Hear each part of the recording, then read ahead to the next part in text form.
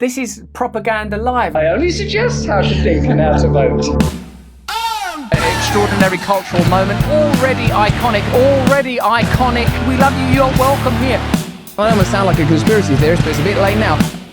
They don't want to have a conversation and debate because they're lying. And this is a matter now of fact and record. Trump is like Hitler.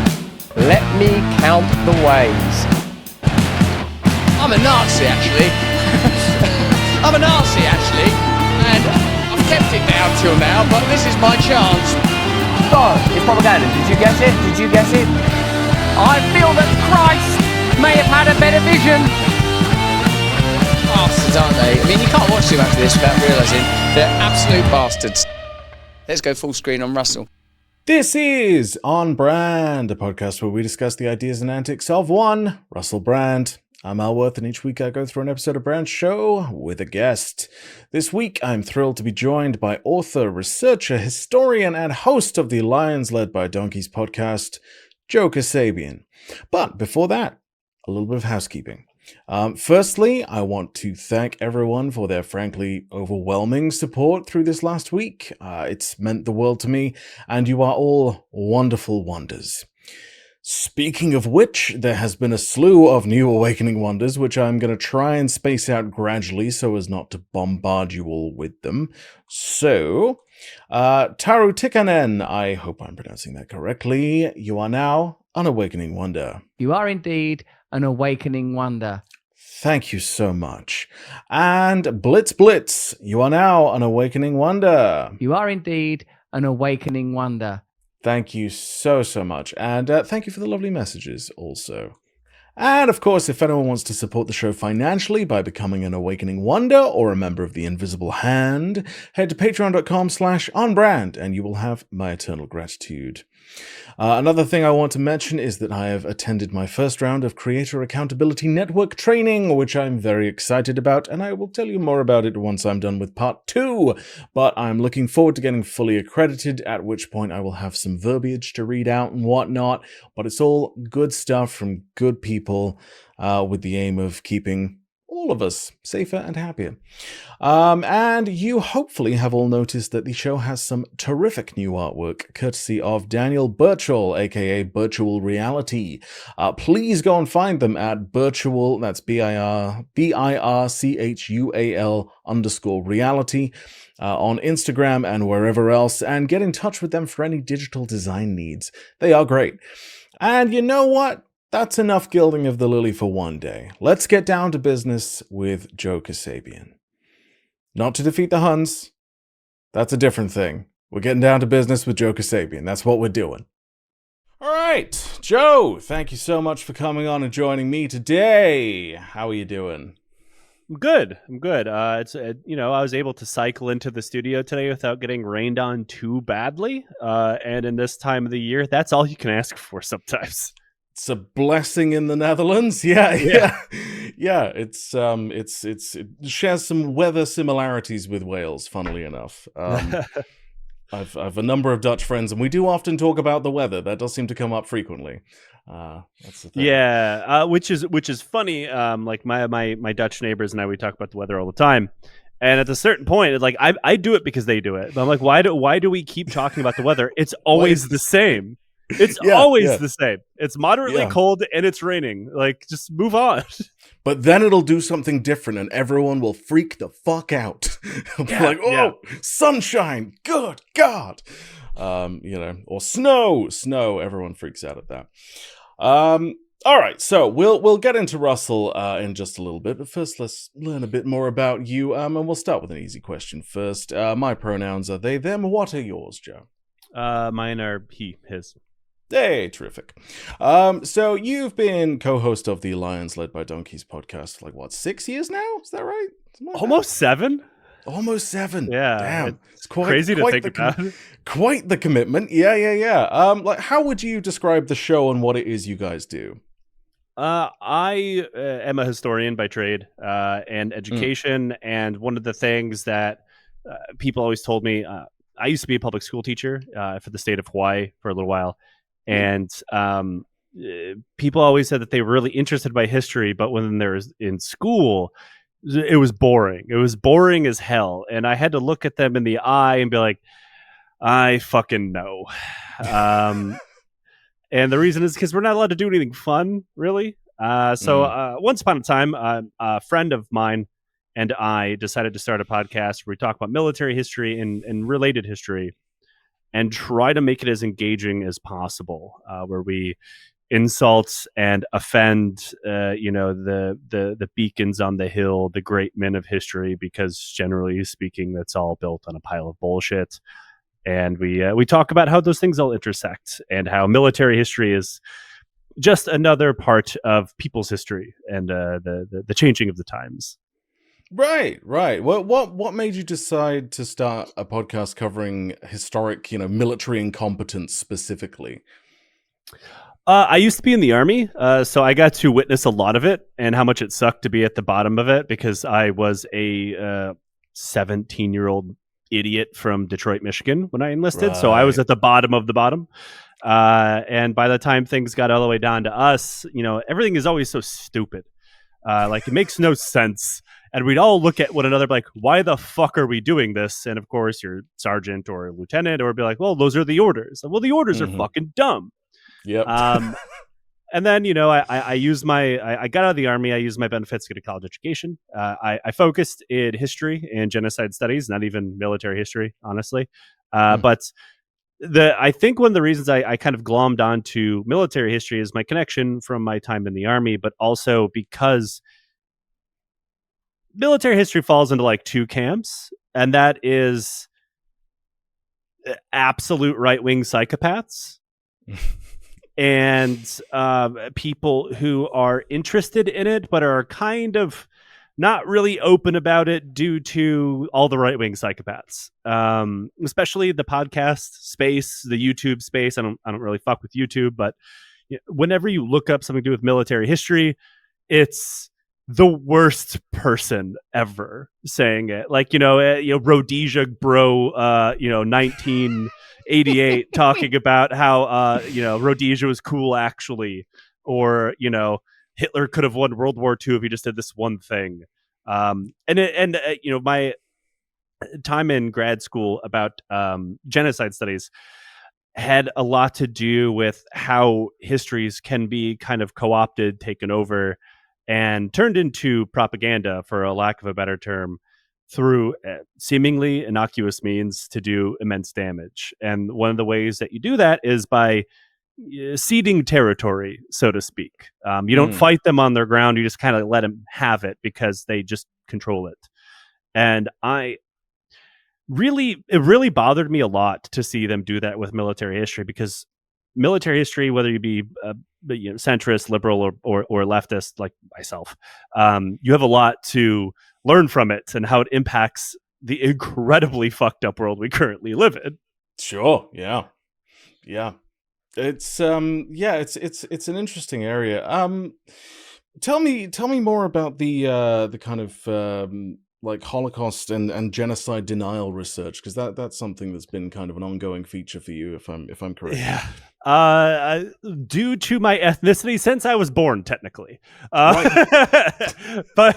I grew up. I am Armenian, but I grew up in a non-Armenian household, raised by my mother.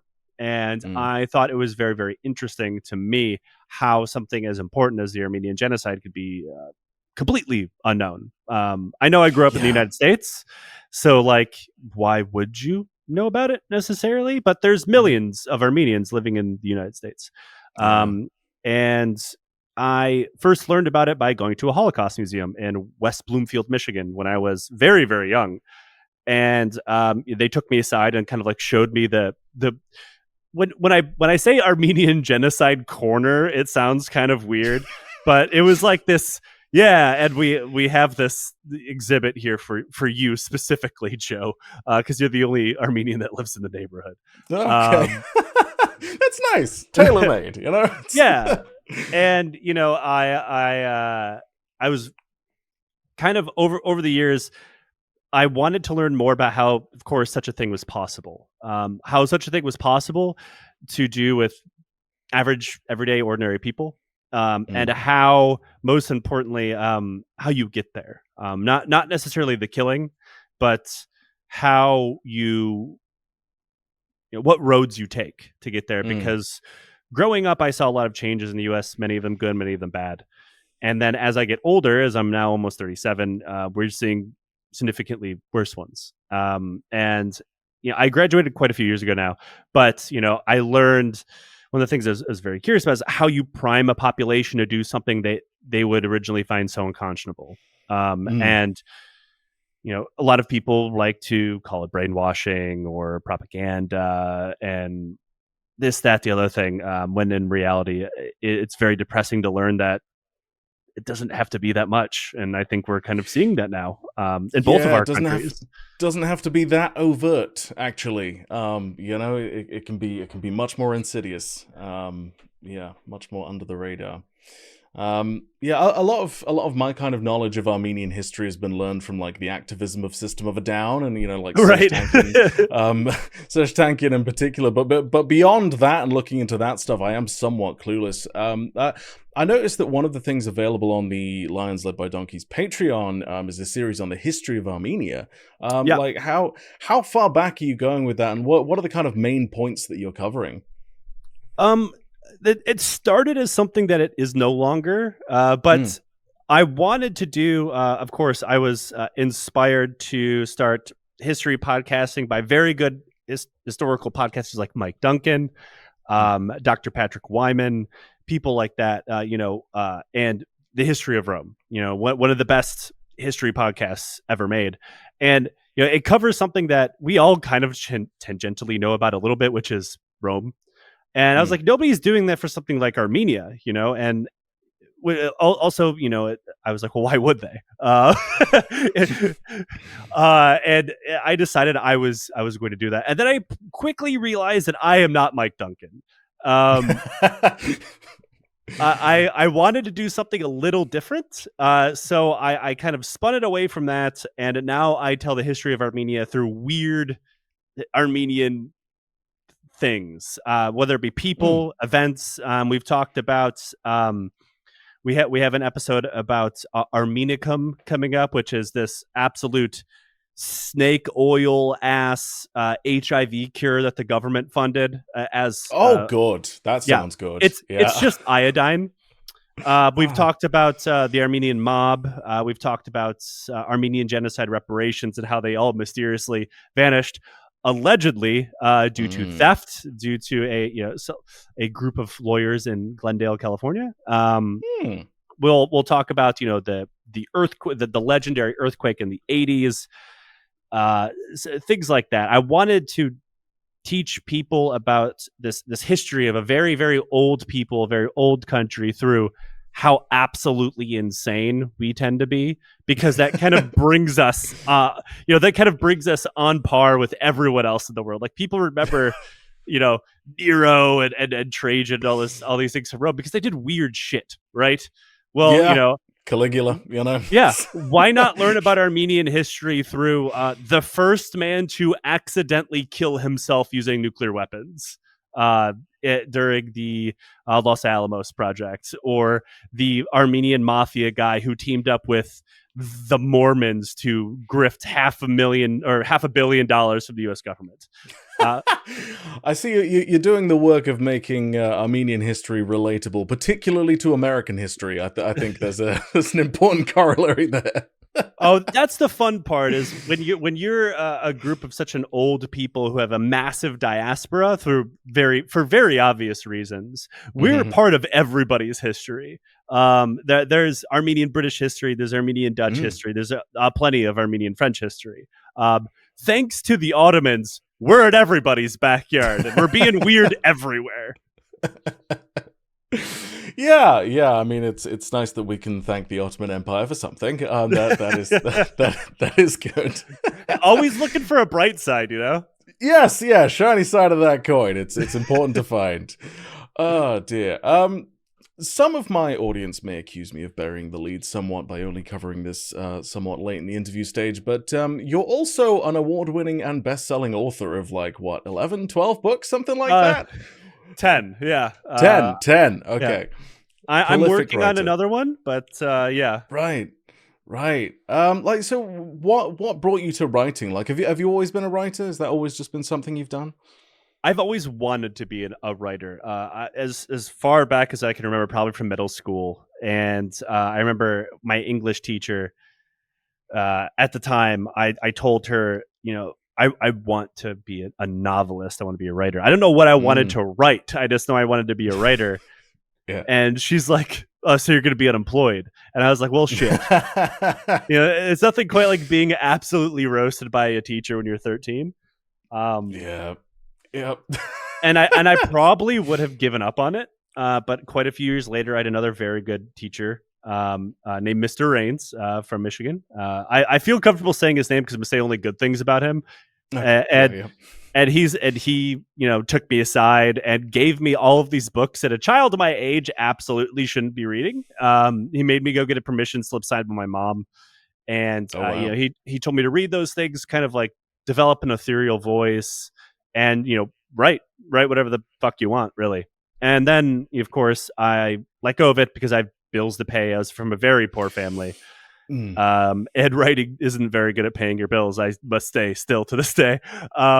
So I joined the army, got a college education, and I got out. And one of the things that I did when I was in the army and when I was in Afghanistan was kind of keep a humorous diary in a way of kind of processing and spending time with my own head because there's nothing else to do outside of work. And then one of my friends stole it and sent it to his wife back in the States because he thought it was funny. And then she spread it to all the other soldiers' families, and they all thought it was either A, very funny, or B, terribly offensive. Right. And when I got out, someone said that I needed to turn into a book because they told me I was the smart one, which is very depressing. But that's just life in the army. And I shopped it around. It got rejected. I don't even know how many times. I legitimately lost count. It's not a book that publishers really want to talk about or touch back then because it was very, very critical of the army, of the war effort, of the government, of myself. This is Hooligans of Kandahar, right? Yes. And eventually it was published, and it did very, very, very well. And it's enabled me to move into writing science fiction, which is something of a trope for veteran authors deciding they don't want to write about real life anymore. And I was going to ask, like, I'm kind of, much of your work is military based kind of sci-fi stuff. So I am kind of curious how your own experiences have influenced the direction of your writing, and like what kind of broader narrative points regarding that your work is trying to kind of cover. Oh, I mean, all of it, mostly. When I went through a lot of therapy for PTSD when I got out. And one of the things I found that helped me the most was just simply writing. And there's only so much you can process while writing an actual true story. There's things that maybe you leave out subconsciously. Maybe your editor tells you, like, you're making the reader sad, Joe. Maybe you need to cut this part out, which did happen. Or you might get sued. So things fall by the wayside. And as you grow and, because I got out, I was still in my early 20s. And now I'm in my late 30s. You process things differently as you age. And especially as, mental health care and saying your feelings becomes more acceptable for a man. Because I did grow up in a deeply, deeply toxic hellscape, which most people still unfortunately do. And I found a way to voice my intense displeasure, disillusionment, bitterness, how jaded I was, and my feelings through maybe not necessarily a better way, but a more digestible way by putting a thin veneer of it being, it's in space now. It's still the same. Like, I'm still writing soldiers. I'm still writing the people I knew. I'm still writing myself. Like, the conversations in my book are not much different than the conversations I've had in real life. And it's a way to show people as best as I can why war is bad and why with a very infinitesimal good thing that could be done with military force, which hasn't happened in my life, and how it impacts people, because unfortunately when you write a biography, which is what Hooligans is, for a lack of a better term, a memoir, you're not going to get the amount of readers that maybe would be most impacted by that. Sure. Yeah. You need to make it entertaining. And I've been trying to do that both with my podcast and with my writing, is make it digestible. Yes, you're entertained. Hopefully, maybe you laugh a little bit, but at the end, I want you to be sad. that's the aim. I want you to be as miserable as I was when I finished my contract. Well, I've got to say, bitter and jaded, you are speaking my language, Joe. But yeah, that kind of degree of separation does make it just that little bit easier to digest reality, doesn't it? Just that little bit. I grew up reading a lot of Terry Pratchett books, so more on the fantasy side of things, but that was very much always what he was doing. And that's one of the reasons why actually I started reading more fantasy than anything else over like the last 2 years, give or take. Just mainlining Pratchett and Abercrombie, thankfully not Gaiman. And I'm not gonna say that like I saw coming what was coming or anything, but like I tried to read one of his book once, it wasn't for me, and I've never felt more vindicated before in my life. Yep. It's a nice feeling. I had American Gods sitting on my shelf for a very long time, and I realized it was still there a couple weeks ago, and I was like, into the trash. I liked that one. God damn it. Yeah, that was one of the ones I read, and I was like, oh, this is good. And then a couple of decades later or whatever, like, oh fuck, nope. Yeah. Never going back to that. Oh boy. And the constant stream of fantasy that I've been taking in over the last 2 years is one of the reasons why I'm working my first fantasy novel as we speak. I don't know when this isn't a pitch because I have no idea when it's coming out. I don't have a contract for it, and I just finished the rough draft this morning actually. But maybe in the next 2 years. Exciting. Okay, something to look forward to. Yeah, I'm in. Let me know when you get that thing.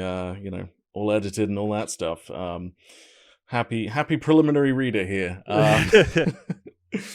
So one of the fun parts of this show that I'm still navigating going forward is how to transition from the interview to covering Russell's bullshit. So let me give it a shot here. Hey Joe, you know who else has written books? Russell Brand. I hate the fact that I didn't know that he wrote books before, but also now that I know this, I have a feeling he's written like a weird amount of them. How many we're looking at? There's My Bookie Wook, there's My Bookie Wook 2, there was Revolution, there was a children's book he wrote, there was a football book that he wrote. You wrote a fucking children's book? He did. It was panned by critics. It was probably the most savaged children's book that I've ever seen, honestly. It was kind of a reinterpretation of the Pied Piper of Hamelin. That is worrying, given the accusations. Yeah, it fits the narrative. But yeah, just absolutely trashed, and that's why there was only one. It was supposed to be a whole series, Russell Brand's Trickster Tales, and then just absolutely demolished. He has 2 books named My Bookie Wook, which is like the most twee bullshit on earth. It is like, and that's the way it reads on the surface. What it's supposed to be is the language that they the language that they speak in A Clockwork Orange, like the kind of semi made up one. That it's supposed to be like my book, but in that language apparently, which obviously no one knows. Nobody gives a shit. It just comes off as like a really stupid name. Like, it's like My Bookie Wook. What are you doing? Of course, this is Clockwork Orange, British English, famed movie from what, the fucking 70s, was it? Yeah, of course I would somehow in my mind relate that to Russell Brand in 2007. Yes, of course. That's what's going to happen. That's there. A to B right there. Yeah, exactly. He's written quite a few books, and of course Recovery, about addiction and everything else, where he's basically just kind of revamping the 12 steps, basically just repackaging them, I think he's still featured as part of AA programs worldwide to this day. That's depressing, isn't it? Just so he's got a bunch of books, but That did answer my question as to whether you'd read any. Oh God, no! I don't hate myself that much. I hate myself a fair amount, but not even I hate myself that much. I feel like actually becoming addicted to something would cause less self-harm than reading Russell Brand's books. It's definitely possible, especially like going back to 2007, Russell, when like attitudes were already different anyway. And then like, you know, with Russell being, you know, edgy for that time as well, like his writing is harrowing is the way I would put it. It's not an easy journey. I mean, 2007 Russell is about how I still conceptualize it. Like, I know vaguely some of the weird shit he's been up to, but I still think of him as the guy from like Get Him to the Greek. Right. So what was your kind of first experience of Russell, like your first interaction with his existence? Forgetting Sarah Marshall, for sure. Right. I didn't even know he was a stand-up comedian until after that. I guess he had been for quite some time. And then the Katy Perry thing, because you kind of can't escape the kind of news cycle. Everywhere. Yep. And then Get Him to the Greek. And then he was in some movie where he was playing a man-child. I can't remember what it was called. And that was Arthur. Pretty much it. Yeah, that's right. Yeah. Was it a remake of Arthur that essentially killed his movie career, which is so something good did come out of it then. That's nice. Yes. Yeah. People stopped watching him, which is kind of how we end up where we are today, to be honest. And how much of Russell's present day existence as an alt-right propagandist are you familiar with? Very little. I only know of him when he kind of comes up as, I don't know if a main character still exists yet because Twitter's turned into more of a Nazi factory than it's ever been. But I remember whenever his dumb clips would get normally shared around by people I was following, making fun of him, of course. And then his grift conversion to Christianity, like following all these right-wingers who are just converting into weird psycho versions of religions to kind of glom onto another fan base, I assume. The what were the weird sex criminals that are hiding out in Romania, the Tates, they've done it. Yeah, there's a big trend among that particular media sphere for sure. Yeah, Russell was prodded into it by Bear Grylls of all people. Kind of. What the fuck? How does Bear Grylls get put in the... Are they drinking each other's pee to survive the baptism?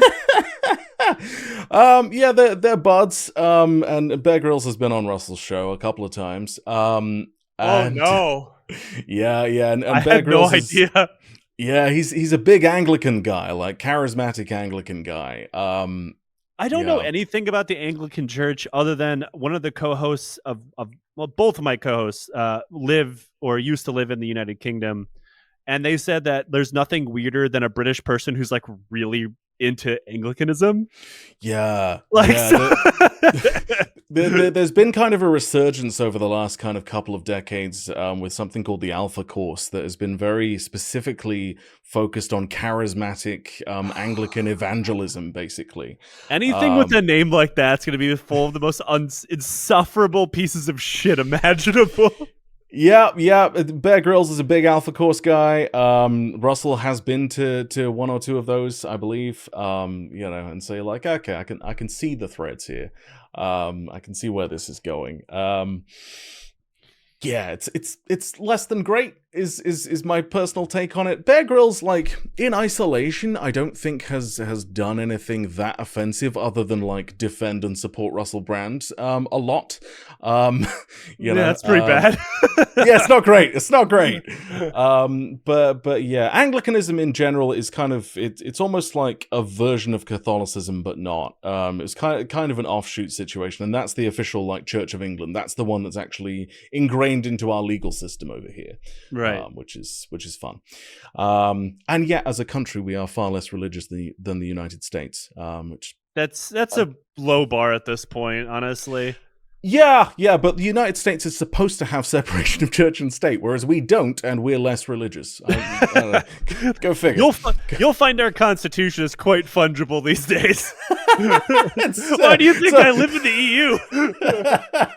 It's a flexible document now. That's where we're at.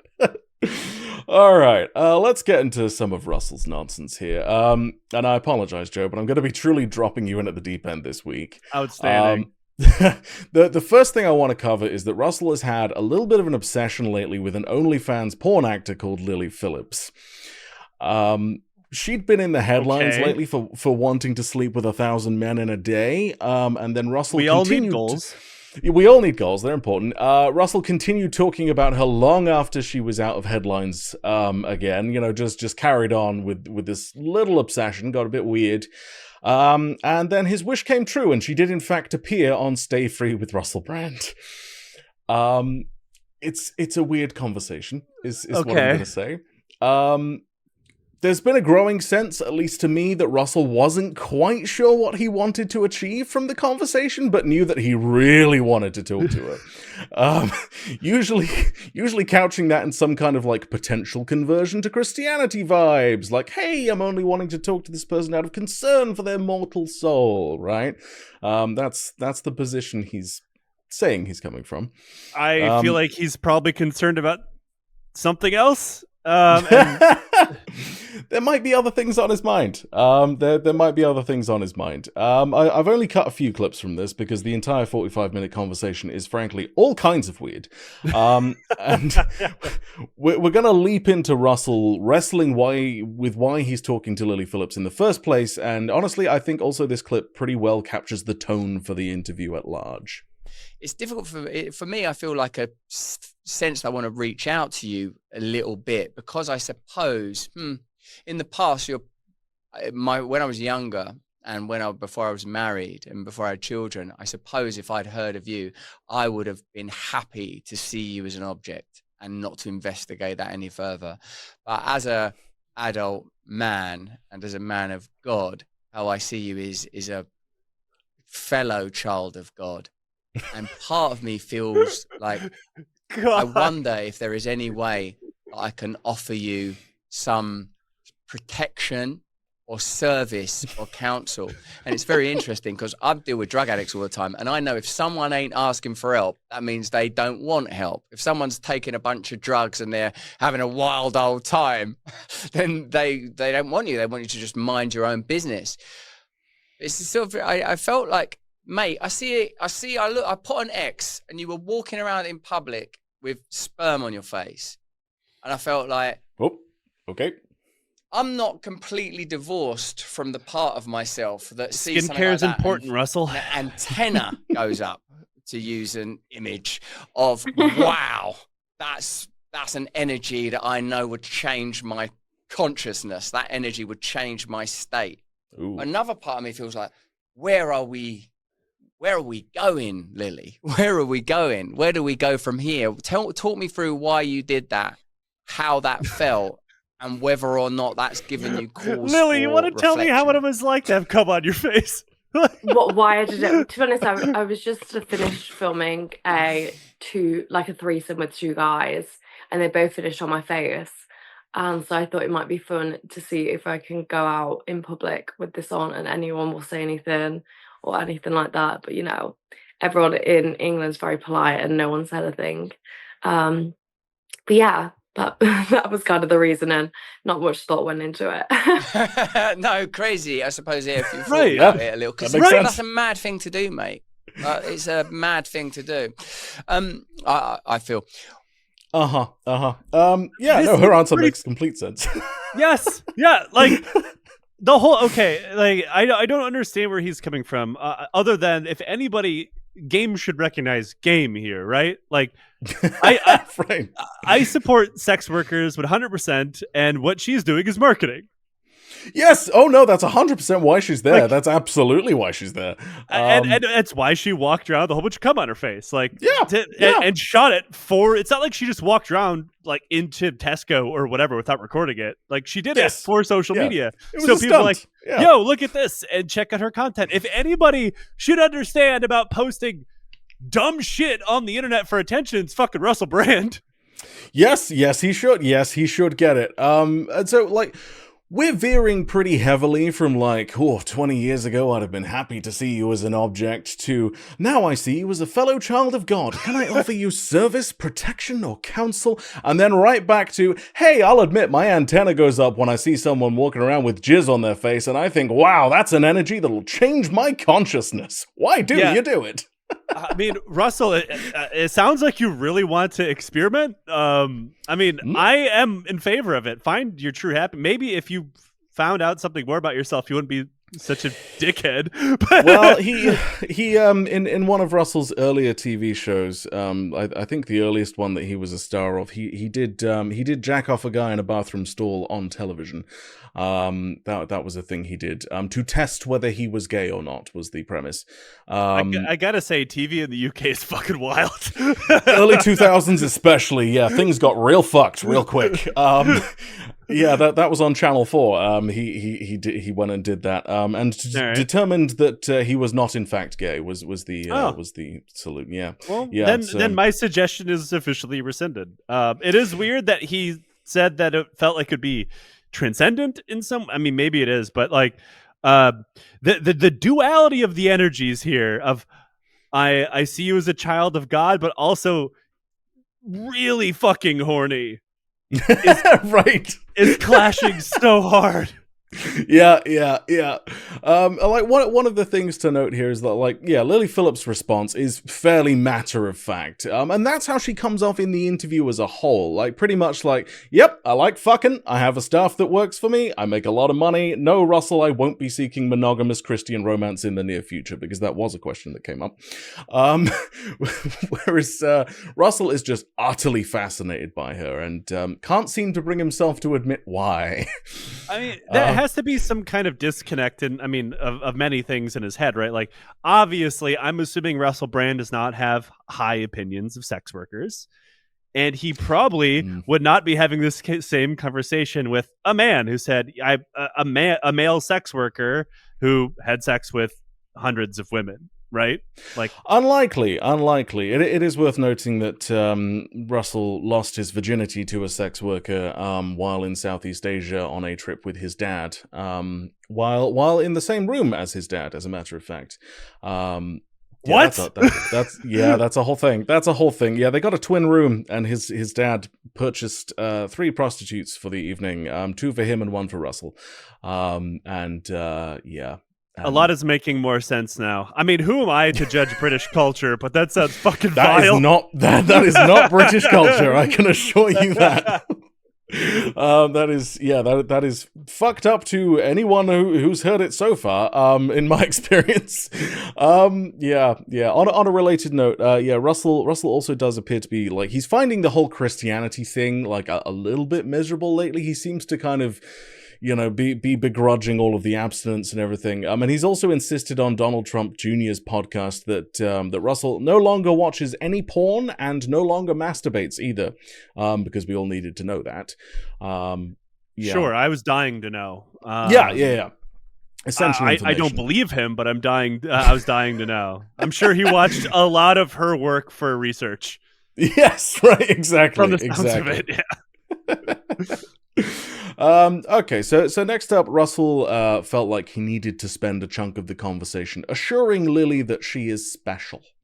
You're a very interesting creation, Lily, and who are any of us to predict what might happen? I know some of the arguments that will be made, or some of the statements that will get said, what about when you're older? But people could say the same thing about getting a tattoo when you're young. What do you think about that? But the thing that most interests me is not damning and judgment, because I think a lot of that damning and judgment comes from prurience. Prurience means that they're kind of excited about it and don't want to own their own excitement. That's you, I Russell. Can feel that on the edge of my own mind. On the edge of my own mind, I can feel the part of me that's oh my God, this woman is so this is fascinating and compelling that a woman would do this. And I know that if I was younger and if I was in the game, as it were, in inverted commas, I would be fascinated and I'd want to be involved. That's how I would be. But I when can you were feel younger, that like a shadow on the edge of myself. Not now. As a man who believes above all else in the sacred, that there is something glorious and special about human beings, that there is something, that you are a child of God, that you are a child of God. That's what I want to say to you, that you are special and that you are beautiful and that you are sacred and you deserve to be cherished and treasured in every aspect of your life. And that any choices you make, they are your choices to make, but there is somewhere for you to go where you will be loved, embraced and accepted and cleansed. And that I want you to know that that's real, Lily, beyond all of this. The shower's for. She's a when staff I look for at that. now myself and what my sexual adventures and my sexual excitement did for me and where it led, I wish that someone, me or God or someone, could reach through time and just say, you or God. Those are the two options. Special. You are special and you deserve to be looked after and loved. Be careful with yourselves. Be careful with one another. I didn't receive that. The culture didn't give that to me. Do you know that about yourself, that you are special? I guess I don't think of myself as special, just another girl.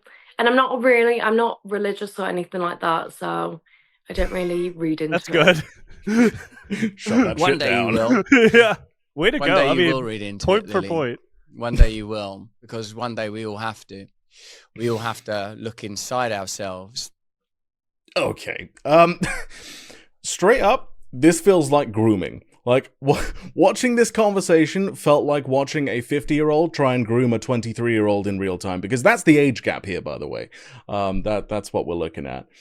Yeah, you actually are. I think you're nailing it. Like, this sounds like I don't know, wish.com cult attempted programming of some kind. Like, no, I just want to tell you, you're special. You're a child of God. You're special. You're a child You're of a God. very interesting creation. You know, Right. you deserve to be cherished and treasured. Do you know you're special? Like, Jesus Christ. This comes from two kinds of guys. Russell Brand, who's very clearly trying to start some like new age him-centric medium of belief. Or the weird guy who is in his early 20s and hangs outside of high school and always has an acoustic guitar. Yeah, right. Yeah, or like Andrew Tate, equally, you know, and his school of thought. Because, like, literally all of that language, especially when put together in a string of sentences, it's grooming shit. Very simply. And, like, my favorite thing about this, again, is Lily Phillips' response, because it seems like she's been on the receiving end of this before. I could only imagine. Yeah, that would be my guess. And she's like, nah, I'm just another girl, not special. Also, I'm not religious, so I don't read into it. Just immediately shut that shit down. And then also, like, you get to the patronizing dick portion of this, because, like, between the compliments of the grooming, he's also doing, like, Christian negging. Like, well, one day you will read into it, Lily Phillips, because we all have to look inside ourselves. Do you know there's a place you can go to be cleansed? Implication being you're unclean. You know, right.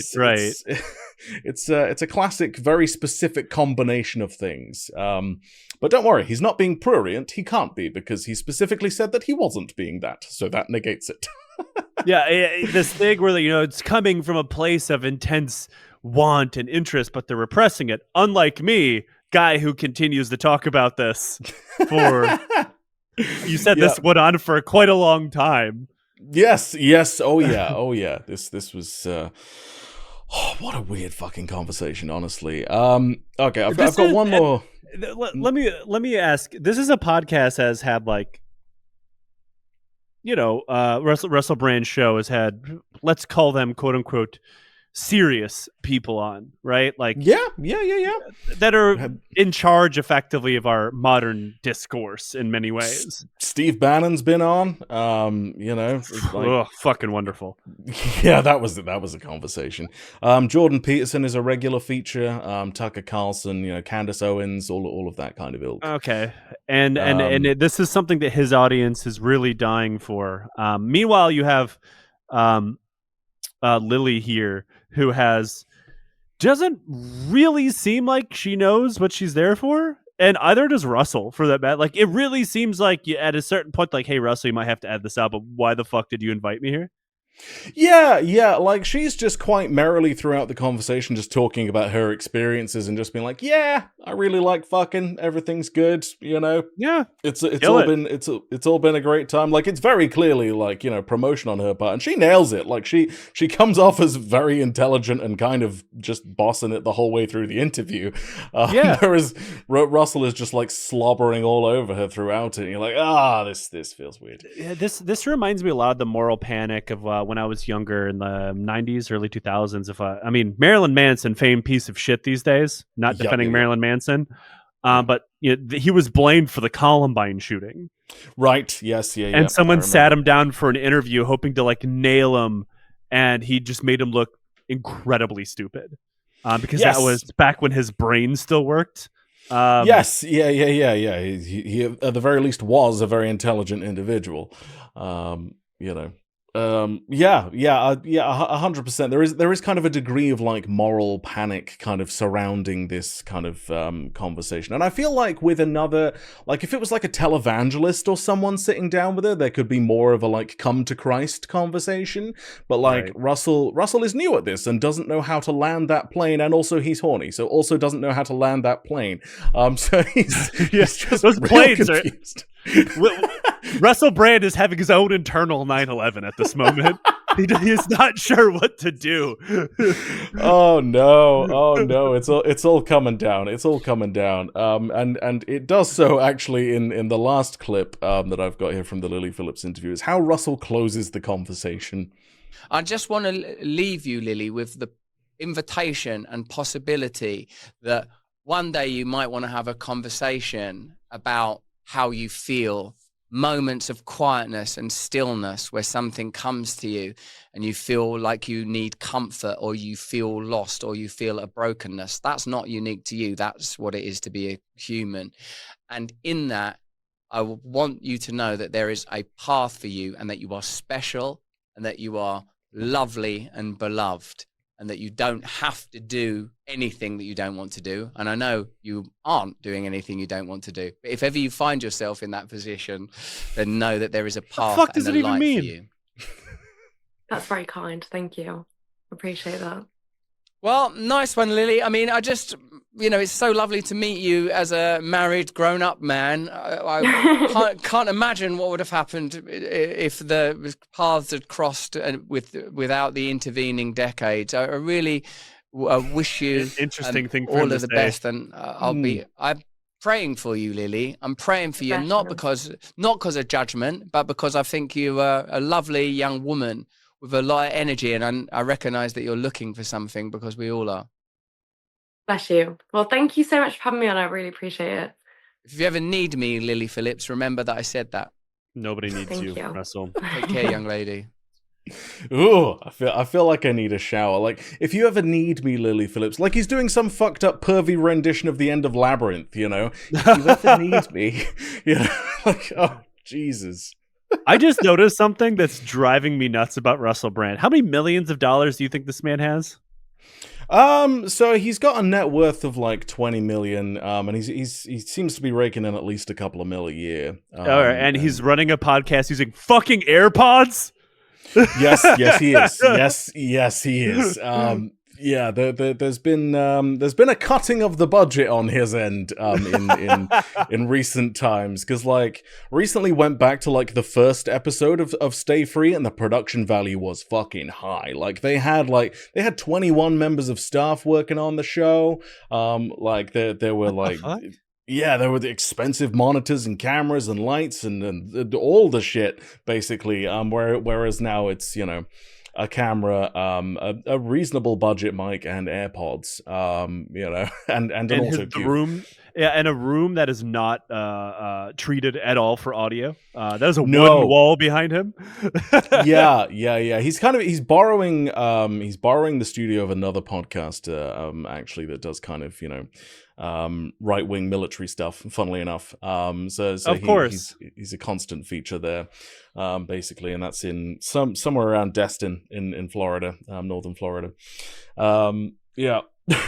Also, I'm Yep. so confused by him. Like, he's worth so many millions of dollars. I assume maybe, fleeing allegedly from the UK to the Florida location and ditching all of his staff maybe had something to do with the quality of his show going down. Yeah, there seemed to be an exodus of staff around when the allegations came out, and there seemed to be a kind of a refocusing as to what the show would be. Like his producer and series editor Gareth Roy used to be kind of a main feature on screen, and then after the allegations, like has not returned at all. It's not going to protect you, bro. It's not going to protect you. yeah, because he's still the one prepping like all the show and everything. Like Gareth is still the one behind the scenes actually pulling the strings and providing the information of a very specific lens. Like Russell isn't the one finding any of this the shit that we're going to be covering on his own at all. It's all being fed from Gareth.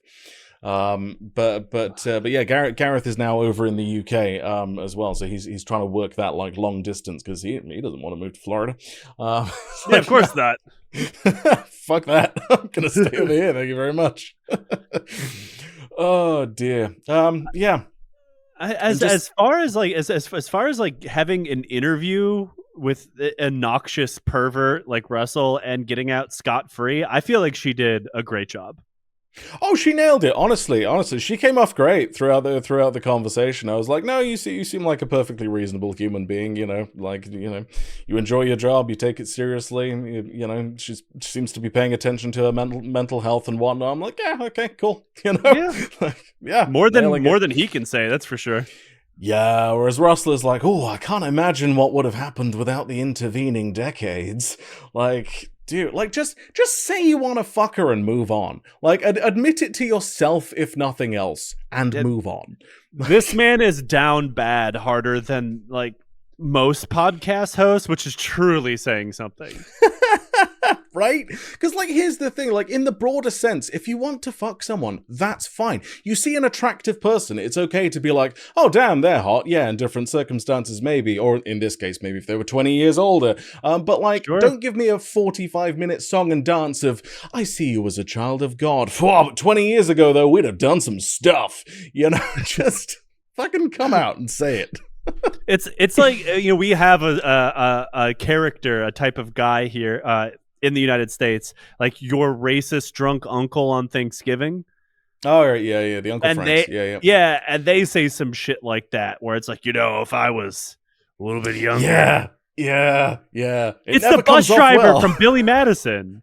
Or sorry, it's the bus driver from Happy Gilmore. It's like, a friend of mine, they got it on. Like, no, they didn't. That didn't happen. It's like, you're right. But what if they did, though? Yeah, the whole, like, if I was 20 years younger thing never comes off well. That is not something a person should say out loud into a microphone. No, I say this as a straight whitish male. If at any point those words leave your mouth, it's time to just go off into the forest and don't come back. Yeah, just pack it in. Yeah. You're done. Oh god. Okay, so now we move away from porn stars to politics. As Russell broadcasted a show later that same day that he spoke to Lily Phillips. So we'll be looking at the show that he streamed live afterwards. And the first thing we're going to look at is Russell covering a clip from AOC about how dumb Elon Musk is, with Russell eventually landing on why we shouldn't listen to AOC anyway. Let's look at a kind of political online spat. It's an online spat between AOC and Elon. One of the peculiar phenomena of the modern time is that we're asked to offer moral assessments of billionaires, aren't we? Like good billionaires, bad billionaires, billionaires that should have power, billionaires that shouldn't. AOC wants to introduce into the mix dumb billionaires, dopey, daft, stupid billionaires. She claims that Elon Musk is the dumbest billionaire she's ever met. This dude is probably one of the most unintelligent billionaires I have ever met or seen or witnessed. Which, Queen. You can probably even glean that from watching these people on TV. Anyways, all of that is to say is that they don't do their homework. Clearly, like, they're putting 19-year-olds in at the Treasury. This dude is not smart. And the danger in the lack of intelligence and the lack of expertise that Elon has. I mean, this guy is one of the most morally vacant, but also just least knowledgeable about these systems that we really know of. Yeah. But the point is that what that means is that they're going to hit a button inevitably. They are going to hit a button and things can go sideways. You cannot indiscriminately hit buttons.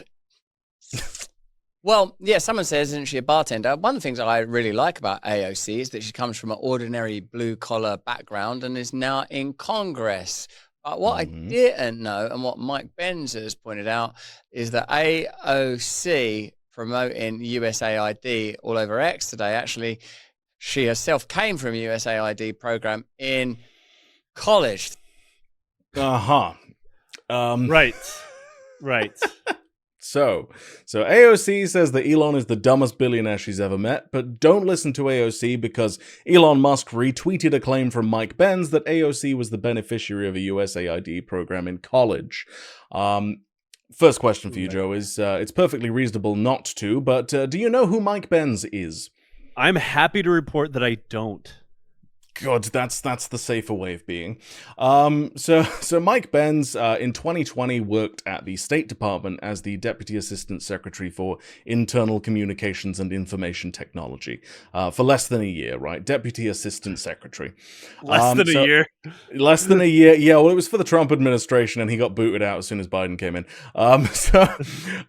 So like a fairly junior position, which makes sense as well, given his prior experience was as a lawyer and a speechwriter for Ben Carson, funnily enough. But he managed to parlay this junior role of his in IT into being the guy who knows all about the deep state and cyber and all of that stuff to the alt-right media sphere. Like, he managed to talk his way into being that guy. I think he's still at Mike Benz Cyber, based on that junior position that he held. You know, if he knew that much about communications and possibly the internet, he would know that his tagline could also mean something else. Yes, it could. He's been on Rogan a couple of times recently, and also, Elon just loves to retweet this dude's nonsense. Usually, Mike Benz is just kind of vaguely gesturing at the CIA and making insinuations without evidence. That's usually what's going on. Most of the time, he's like, yeah, Operation Paperclip, and blah, blah, blah. And that's pretty much the limit of course, things he actually has to say. Here we can see that, according to Elon, AOC is a stooge of USAID, because Mike Benz said, yeah, AOC promoting USAID all over X today actually came from a USAID program in college to jumpstart her miracle political career. Now, does he provide evidence for this claim? Well, it depends whether you consider selectively cropped and highlighted Wikipedia articles to be evidence. And I do wish I was kidding. It's all on his Twitter. The Wikipedia articles themselves are about a coup d'etat in Niger in 2010, so in Africa, right, where the previous year AOC had studied abroad for a semester, right? AOC spent a semester abroad in Niger, right? Oh, man, her grad program looked a lot different than mine. That's fucking wild. Right. So this was at the University of Boston.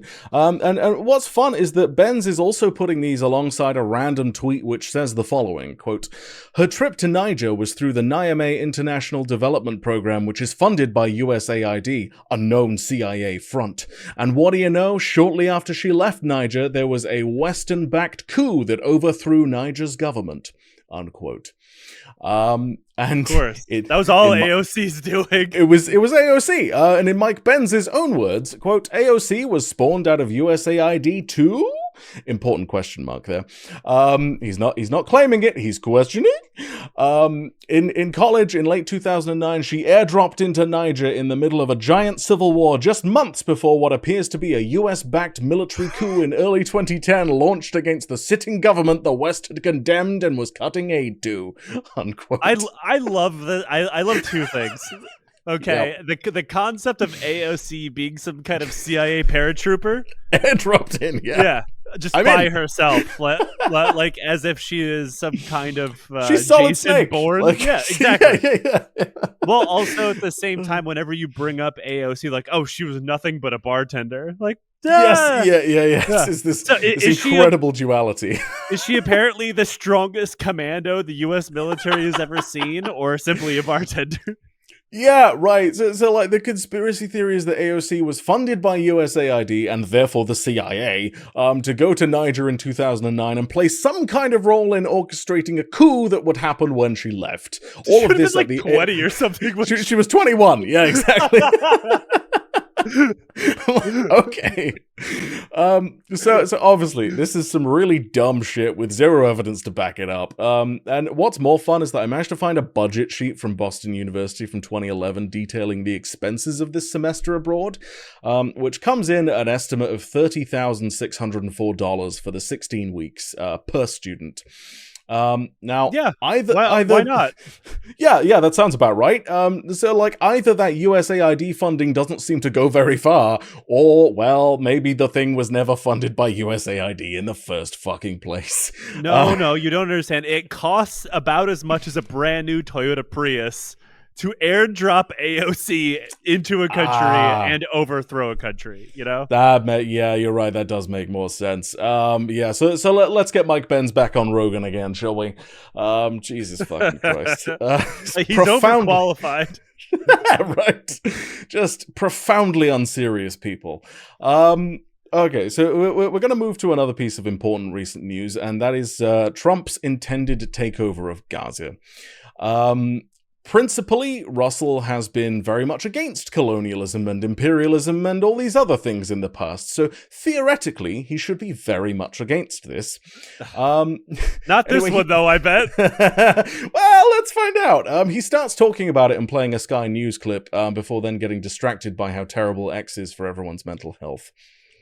Somehow or another, we're going to have to find a way of holding Israel-Palestine in our minds, acknowledging the scriptural heritage and claims that are made by the Jewish people and the horror of any war, and in particular, the duty of the powerful in situations of conflict.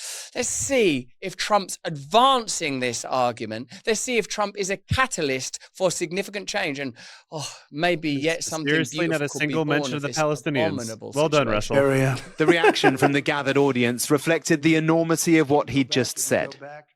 The U.S. will take over the Gaza Strip. One lady's actually yawning in the press conference. Did you see that? Well, we tried to comprehend the enormity of what he said.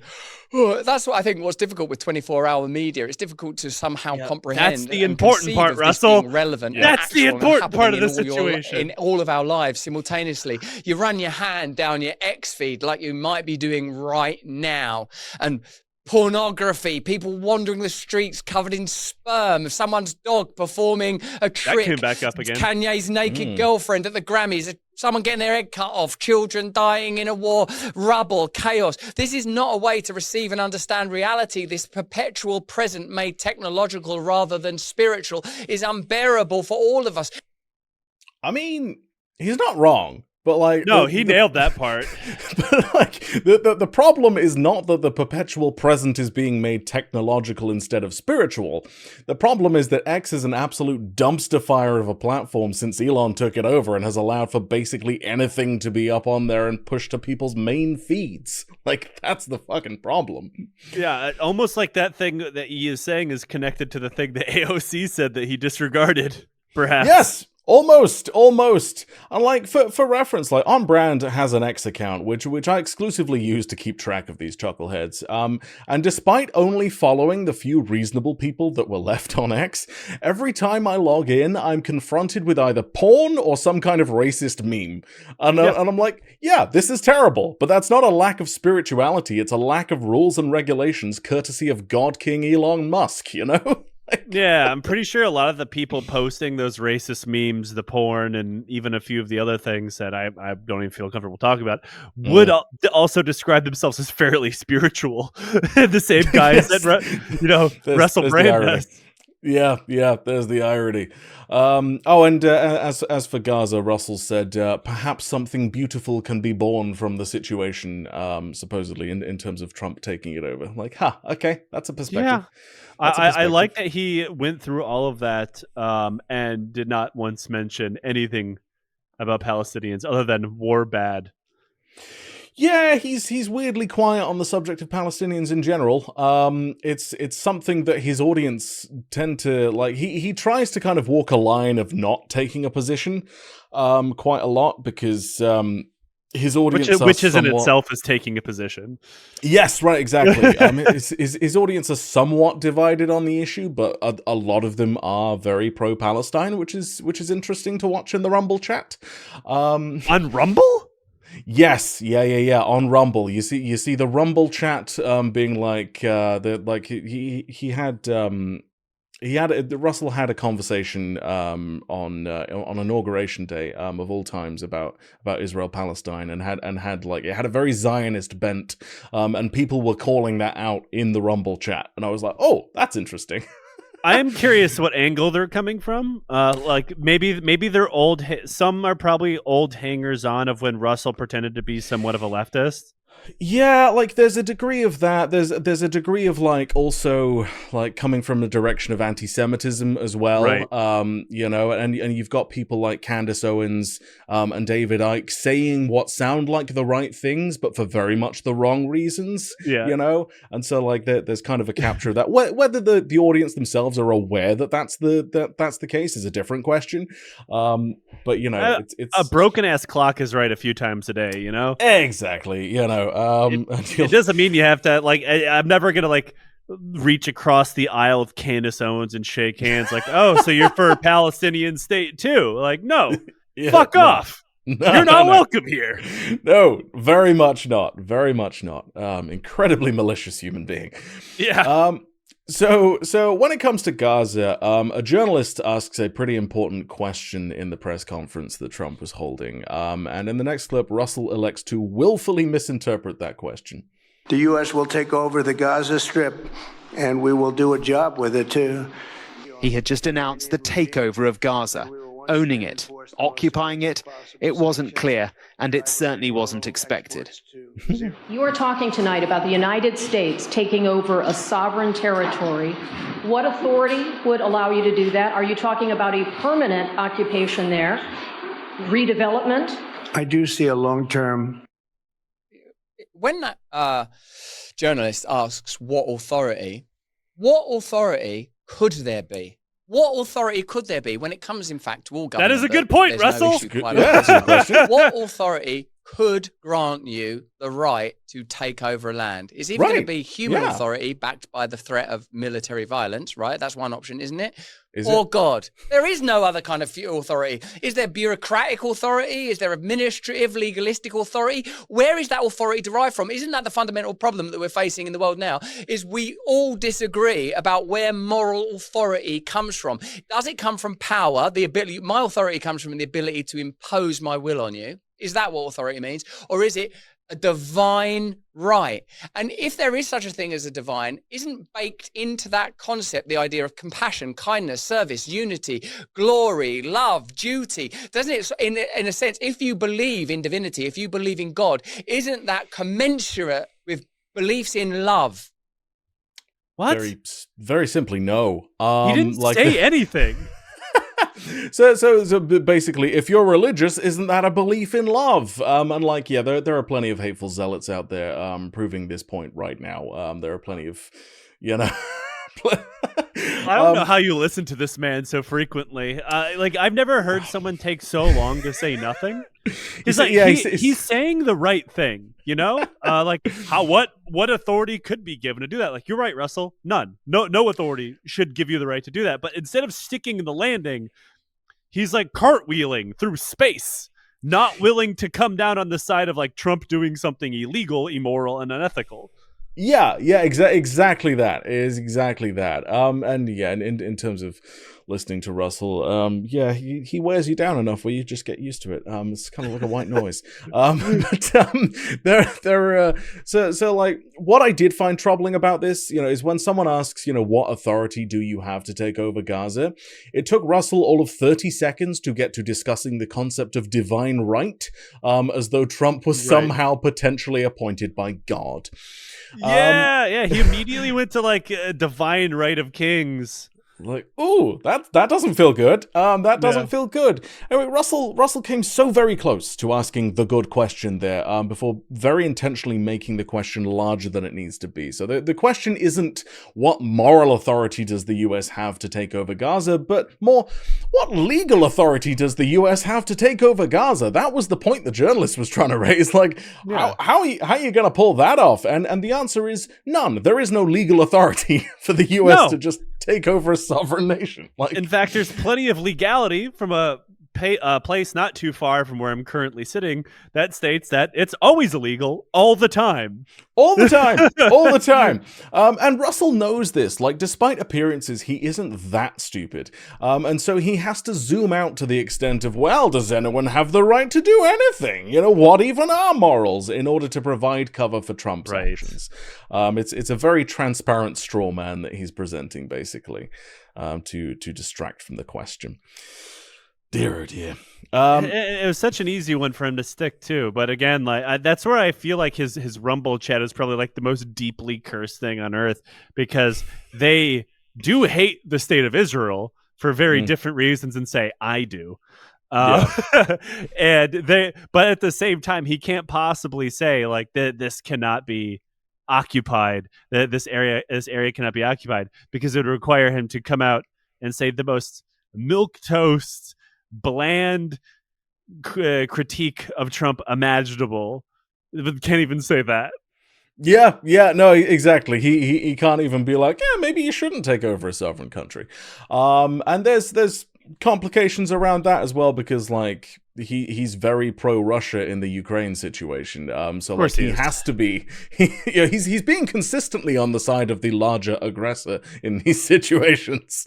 I'm glad someone's sticking up for the big guy. You know? Yes. Like, yeah. Putin needs the support. Too many people have solidarity with the little guys being taken over by military force. Nobody's like, I love imperialism. Exactly. Fuck the underdog, right? That's where we're at. It's 2025. We've moved past that.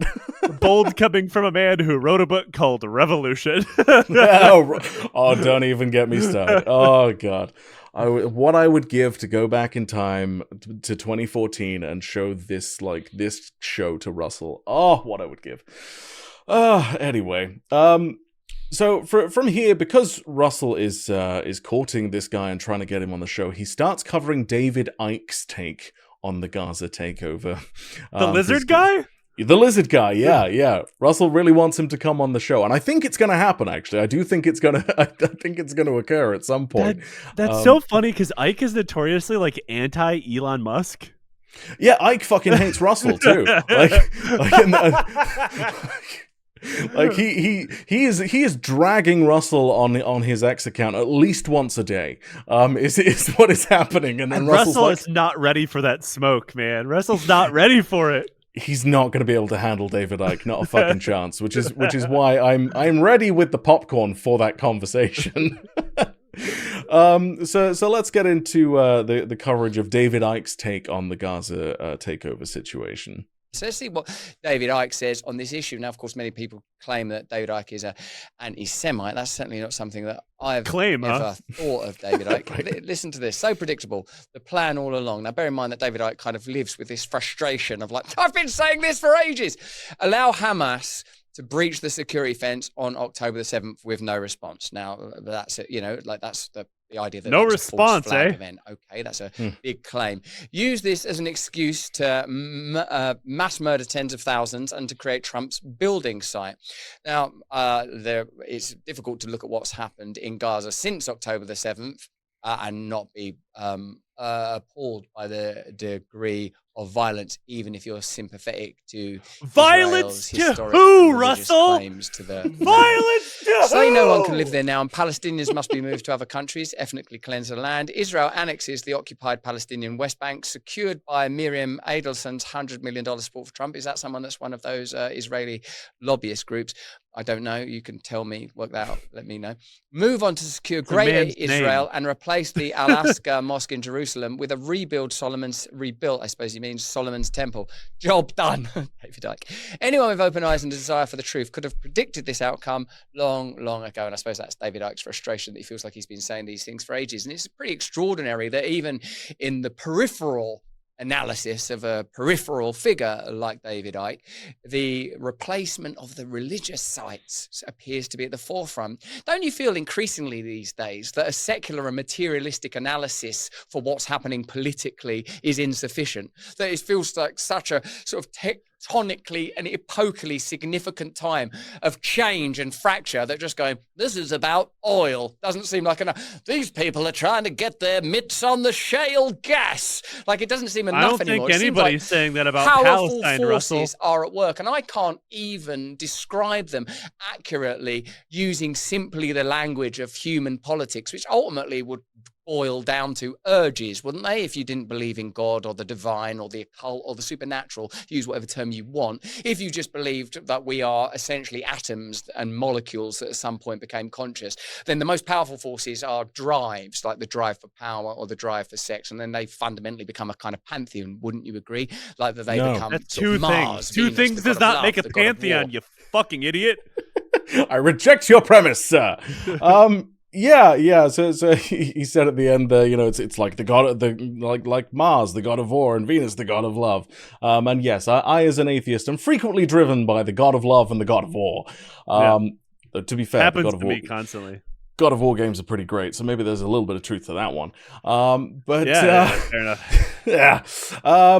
So this sounds nuts, and it is, but Russell regularly asserts the belief that without God or religion, then everyone is amoral and a slave to their base instincts because they have no moral center to guide them. If you were to accuse Russell of telling on himself, I think you'd probably be right. But I would believe you. Yeah, but because David Icke brought up religious sites around the subject of Gaza, well, there's the proof that secular viewpoints aren't enough to assess global politics anymore. Not that it would just be a relevant point to bring up on the subject in general. Not that there's any history there or anything like that. No, it's all about oil. I love that. Like, say what you will about David Icke. Namely, he's a fucking madman. But Yes. even he is somehow closer to being on target regarding vaguely describing what's happening in Gaza. Yeah, than Russell Brand is. As to the actual points, like it's sort of reality through a kaleidoscope lens of conspiracy theories, like in asserting that this was all pre-planned down to the last detail, and all of that. But like it's reality if you got hit in the head with a brick. Or Yeah, kicked in the head by a really angry horse. Yes. With bricks for hooves. So like what got me was number 4 in his list. Israel annexes the occupied Palestinian West Bank, secured by Miriam Adelson's $100 million support for Trump. Now, Israel annexing Gaza, sure, and Trump being in on it, yes, completely makes sense. But the $100 million from Miriam Adelson is so very not required for Trump to be willing to ethnically cleanse Gaza. From the moment I heard him talking about Gaza having beautiful beaches, I was like, fuck, I see where this is going. Okay, this is going to be a problem. Like, he didn't need that $100 million to make that decision, you know? No, he would have done that for free. Also, I love the idea that Russell Brand is supposed to be such a high-minded thinker, a speaker of all of these things. He doesn't know who the Adelsons are. Yes, yeah. Like, you miss out on that. Well, it's especially when you're covering like American politics specifically, and like for the record, like David Icke is an anti-Semite and isn't averse to dragging Jewish names into things for the fun of it. But yeah, Miriam Adelson is not undeserving of critique. Here's the first line of her Wikipedia page. Miriam Adelson is an Israeli-American physician, businesswoman, and political donor. Yeah, if political donor is listed as your occupation, I'm afraid you've lost me.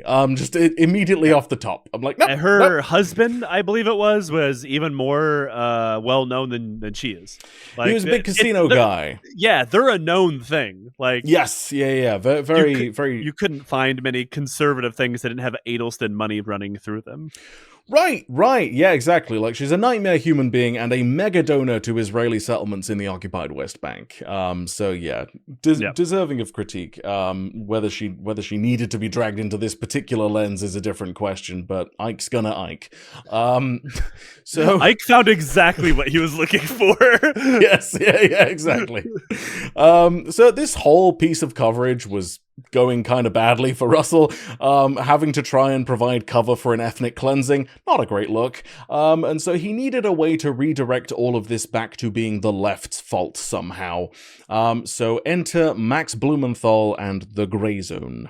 Well, without some kind of divine covenant, we're on a serious precipice now. People that have always provided good political analysis of ongoing and unfolding events, particularly when it comes to wars, are Max Blumenthal and the folks over at Grey Zone. Brilliant journalists. They've obviously picked a side. Always, never been wrong. I think now it's very appropriate to reiterate that the Democrat leadership enthusiastically joined with Republicans to authorize the shipping of over 85,000 tons of bombs to Israel to drop on the besieged Gaza Strip. And of course, Blumenthal's response is to a rather dry post from Simone D. Sanders Townsend. I think it's now appropriate to reiterate that elections have consequences, because I suppose people on the left will be saying, see, Donald Trump, it's not just that we think he's a misogynist and a racist and a rapist. It's that he's going to do crazy political things, like say I'm going to occupy Gaza. Well, it is pretty crazy, isn't it? But isn't the ongoing necessity for perpetual war that appears to be defining our time part of a craziness that goes beyond the phenomena of Donald Trump? The Ukraine-Russia conflict is being perpetuated. That's insane. This ongoing conflict in the Middle East is insane, but has tendrils so far back in time that it's difficult to be blunt or pithy about it. So what? So hey, Trump is gonna do crazy things, but isn't the world crazy? Isn't war crazy? Huh? Like, this is like me throwing a glass of water in your face and saying, like, well, aren't we all made up of water anyway? Like, sure, but that doesn't make this specific action okay. Like, that's... Well, war, the war in Afghanistan, the war in Iraq, the war in Gaza, the war in Ukraine is bad, but you know what else is really bad? The very concept of war. And until we defeat that in the battleground of ideas, we can't possibly have There's no movement. There's nothing we can do. Hands are tied. I want to jump in a time machine, find my great grandparents somewhere in Anatolia and be like, I know this death march is really fucking bad, but hey, at least you're not Native American. Yeah, I'm sure they'll be thrilled. Scoreboard, Grandpa! You're winning! Accept it! Anyway, as for the tweets, Simone D. Sanders said in response to the Gaza takeover plan, I think now it's very appropriate to reiterate that elections have consequences, which... not helpful, but sure. And Max Blumenthal responded, of the Grey Zone, responded with, I think now it's very appropriate to reiterate that the Democrat leadership enthusiastically joined with Republicans to authorize the shipping of over 85,000 tons of bombs to Israel to drop on the besieged Gaza Strip. Yes, Notice that the is true. framing, the framing there that the Democrat leadership are the ones to take most of the blame in that sentence. Well, they enthusiastically joined with it, right? And that's for anyone kind of unclear, it's because the Grey Zone is a sort of left outfit, but not in the true kind of leftist sense. More that they will find any way they can to attack the Democrats on every leftward front, while being suspiciously silent about any problems the Republicans might be causing. It's this weird trend. It's almost like if they were socialists, but also nationalists. National socialists, you'd call them. Yeah, that's got a ring to it.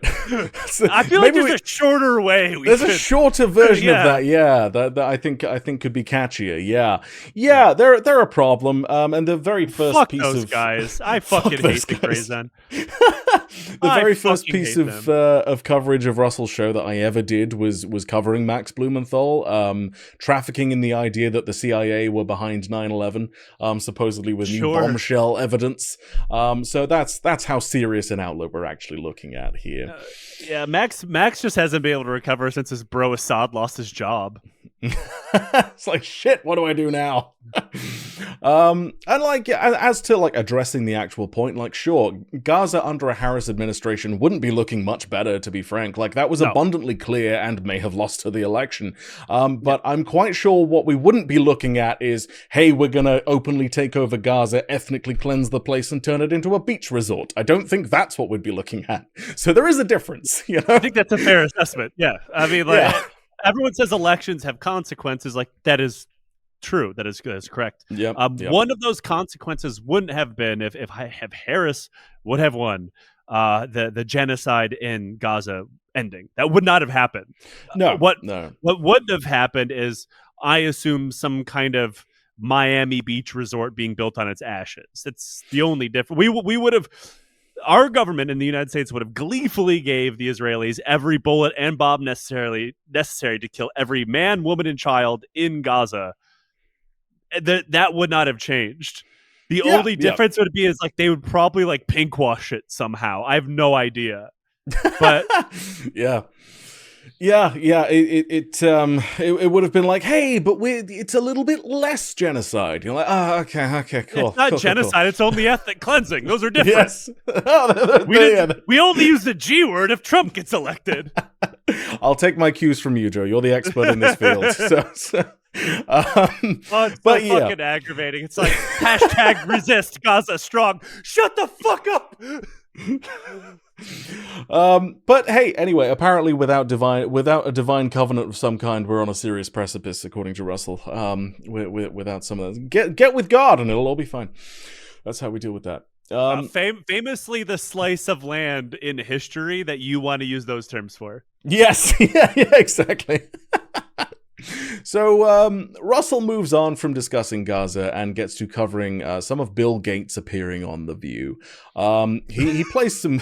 What a ridiculous sentence! Thank you.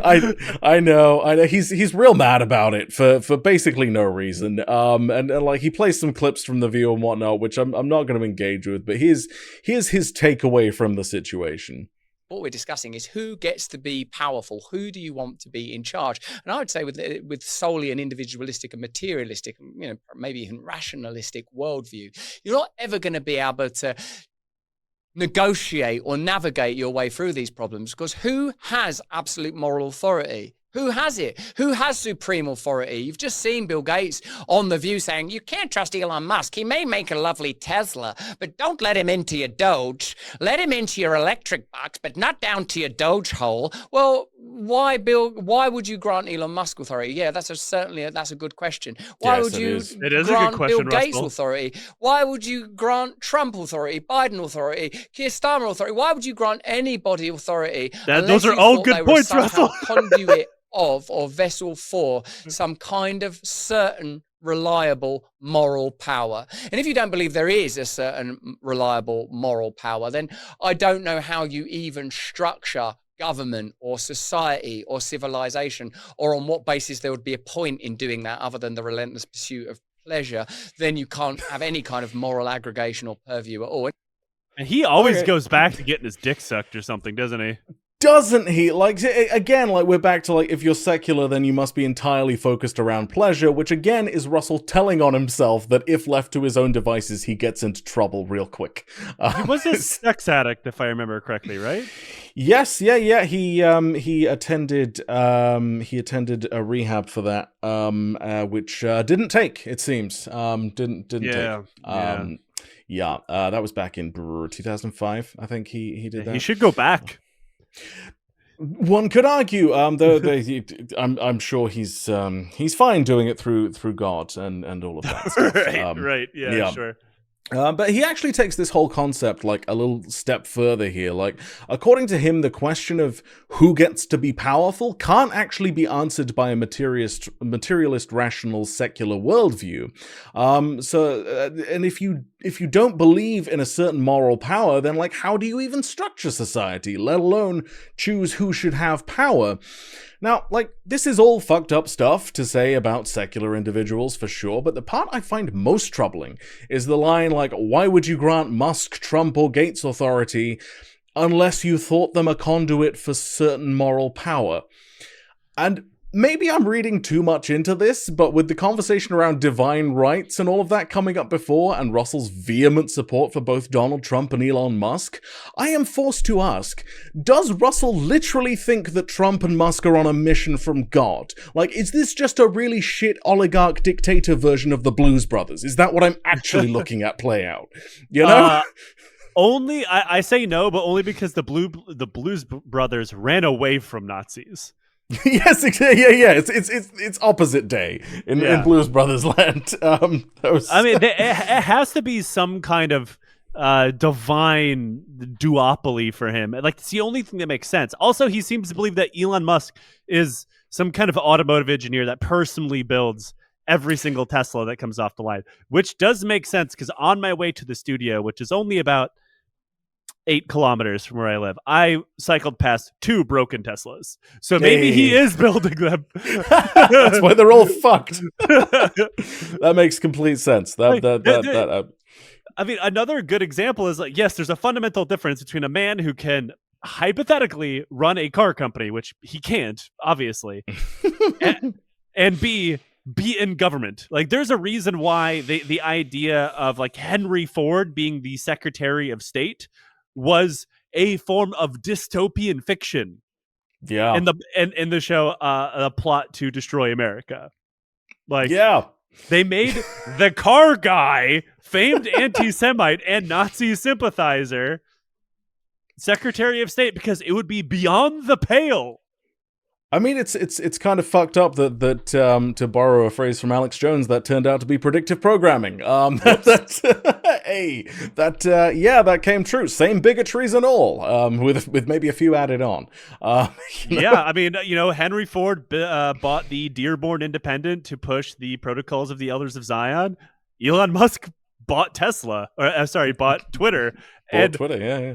I think it was Time or the New York Times or something said, Elon Musk, this generation's Henry Ford, but they meant it in a positive way. It's like, yes, yes, he is. It's like, again, like, you're saying the right thing, but for coming from the wrong direction. Like, yep. Circled back around to being true again. Yes, yeah. So yeah, everything in Russell's lens comes down to this duality. He regularly describes kind of leftism and progressivism as being satanic. He did so in this very show, as a matter of fact. Satanic forces. He's been hopping on some of the satanic panic kind of lingo lately. Been playing around in those waters. But moving on from this, like, Russell gets to telling us all what is wrong with, like, general structures of society, and crucially, what to do about it. If you accept that there is a God, then you have to sort of simultaneously accept the sovereignty of all individuals and the sanctity of individuals, the sanctity of life itself. And then you would have to probably make an absolute priority the principle of decentralization. Wherever mankind tries to aggregate power, they are defying God, whether that's corporately or bureaucratically. Therefore, you could sort of dismiss almost with one almighty sweep both of the great and dreadful ideologies of the last century: communism, state-based power; fascism, a kind of individualistic power derived from the claim of the leader to be able to control entire populations and even the land itself. And then you get rid of the sanitized versions of those ideals that emerge subsequently. Social democracy, a kind of sanitized version of communism, and free market capitalism, a kind of economized form of fascism, particularly in its form where massive companies receive subsidies, tax exemption, and are acting beyond any kind of boundary when it comes to geography and often ethics themselves. Okay. What's required clearly is a radical review of the way that we consent to be governed. That appears to be coming to the forefront, whether you listen to Bill Gates or Donald Trump, whether you're looking at the new Gaza policy, let's call it, or you're looking at who has the right as a billionaire to pontificate on behalf of humanity. But that's just what I think. Let me know what you think in the comments. And So all of those things is fascism and soulless capitalism, and then he makes sure to bounce it off of Bill Gates. I feel like he's leaving someone else. He's leaving. Yeah. He's really leaving someone out of that conversation that happens to be folded into a government that he lives in, so to speak. Yeah. Like that's the thing. Like his terrible description of what fascism is, like in my mind, makes a degree of sense because I'm like, well, that explains why you don't recognize that you're supporting a fascist dictatorship. That would make sense. That would track. Very few fascists are going to look you in the eye and be like, "Yeah, I'm a fascist." Yeah, right. Exactly. That's an important thing to remember. Nor will they even understand. But like, if you ask most MAGA people, including this dipshit, and go through all these bullet points of things they believe, they'll go right down the line of saying they're a fascist. But like, are you a fascist? Like, no. Fascism to them is bad. Yes, they hate the word, but agree with everything else that comes with it. So, like, according to Russell, fascism is bad, communism is bad, social democracy is bad, free market capitalism is bad, and what's required is a radical review of how we consent to be governed somehow, he says, while propping up a fascist dictatorship. I'm confused of where he falls. I mean, we do know he's a far-right pro-fascist guy, but like in his speech, he's like, anything that takes away like dominion from God is bad. So are you some kind of Anglican anarchist? He used to claim to be an anarcho-syndicalist, is what he used to claim. So he's an insufferable prick. Yes, absolutely. Has been for a long while. The project he's been working on since I've been covering him is essentially a mission of tiny ethnostates. He made a gesture at like roughly 120 people because that's the amount that I think it was Gibbons. I think it was would congregate in. Like that was the largest amount of them before they then split into two separate groups. That was his justifying of that. And those should be like the largest kind of sizes of communities that we were in. Then all self-governing. Basically. But he's also got this idea that like, well, maybe all the blacks can go over there, all the gays can go over there. You're like, oh, all right.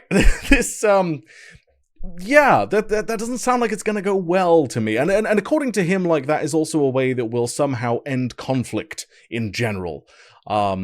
Just kind of tribalism is gonna fix it.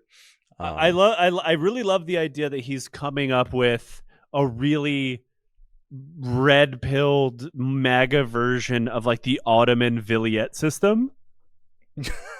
Okay, I don't know much about it.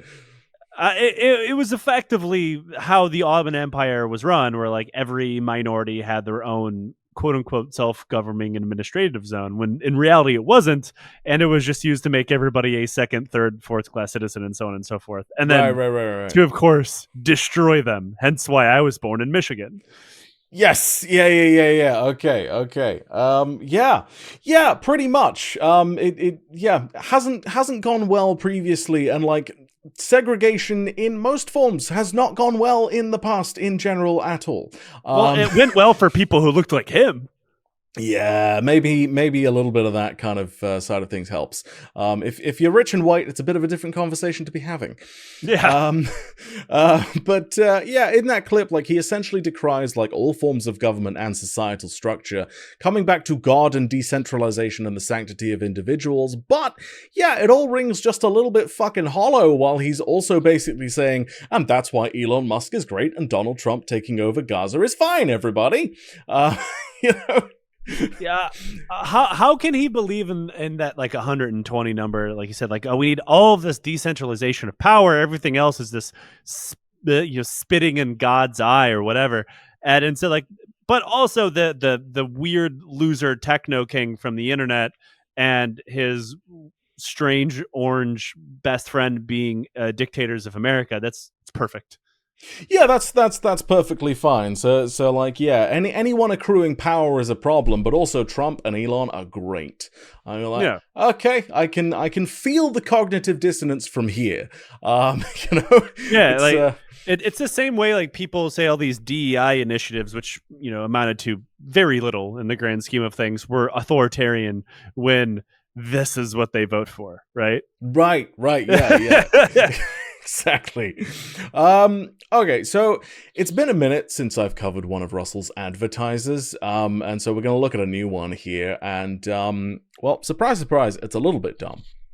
You're being tracked. I'm being tracked. We're sick of being tracked. Your phone is tracking you even when it's off, and the only way to get off the map is a Faraday sleeve. Do you know?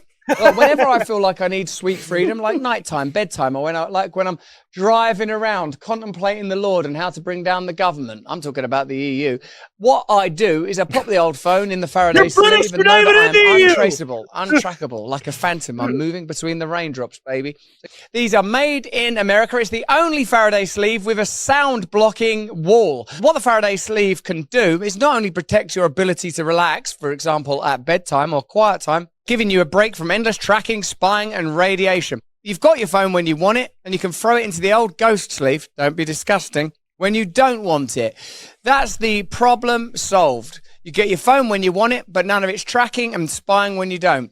This Faraday sleeve by Refuge is a prophylactic against spying. And who among us don't need that? I've been tracked, you've been tracked. Try tracking me with the old prophylactic. It's impossible now. Support American-made products. To get 10% off, go to refugeprivacy.com and use the code RUSS. That's the way to do it.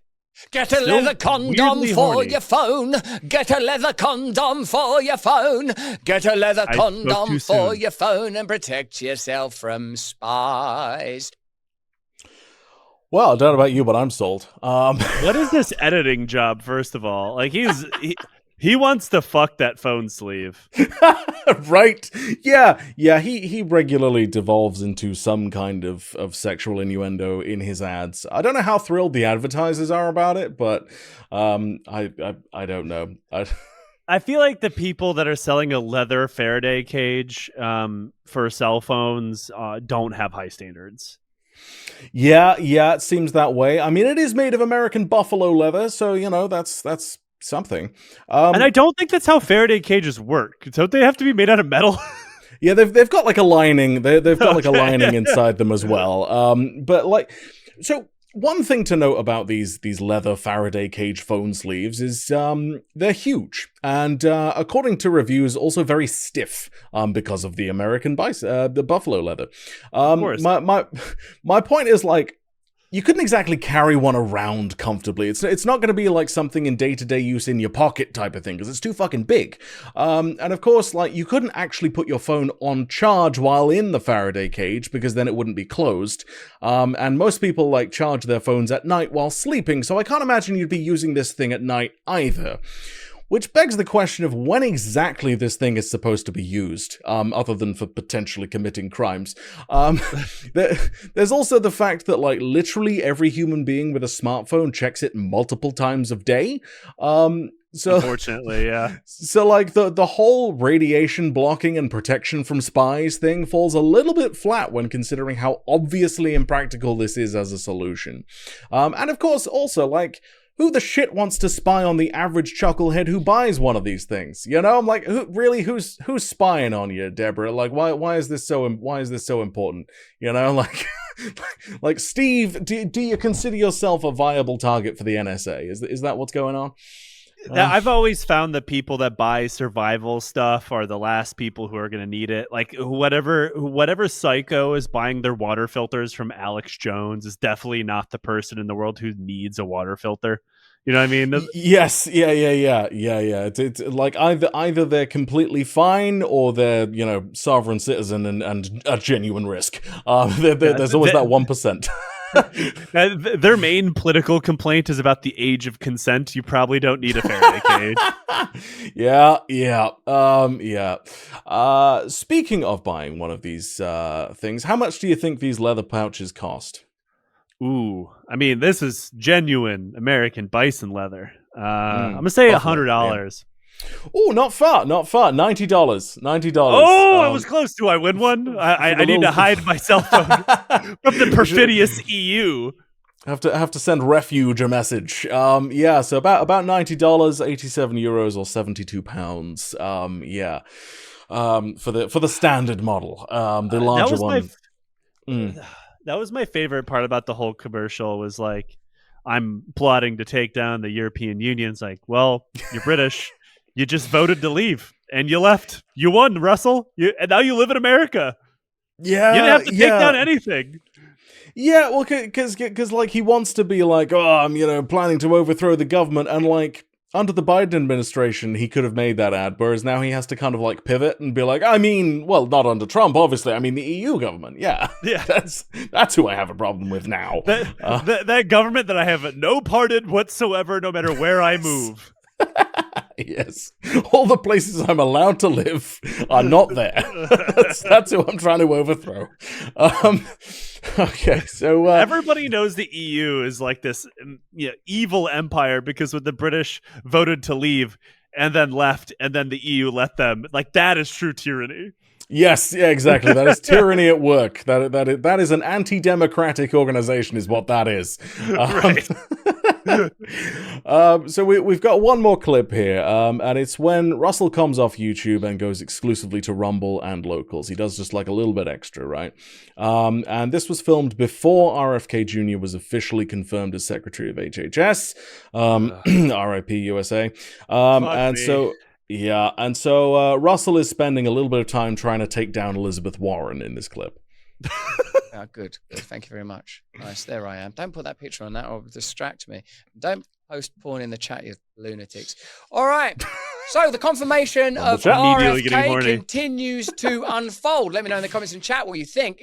If we don't get Bobby Kennedy as the head of the HHS, that represents the end and death of the Maha movement. We would be stuck with old school Democrat politicians like Elizabeth Warren. Here she is saying that she doesn't accept PAC money or donations from Big Pharma, which I find a little difficult to believe. Do you believe me? Let me know in the comments and chat. Isaac, come and sit down. You can just look that up, Russell. You don't want RFK Jr. suing Big Pharma? Is that why?